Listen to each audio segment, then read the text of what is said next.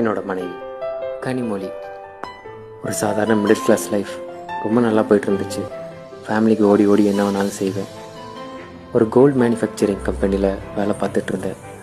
திடீர்னு கேன்சர்.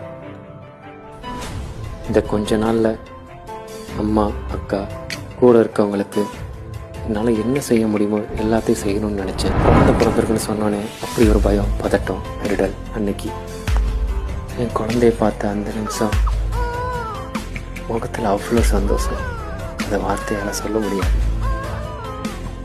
இந்த கேன்சர் அதிகமாக அதிகமாக குழந்தையும் சரியாக நான் பார்க்கல, என் மனைவியும் கவனிச்சுக்கல.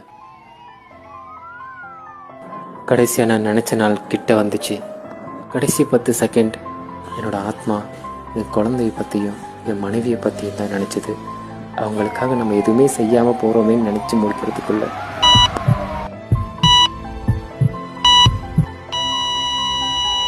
அடுத்த நிமிஷம் நிச்சயமில்லாத வாழ்க்கைங்க. முடிஞ்ச வரைக்கும் எல்லாரையும் சந்தோஷப்படுத்தும்.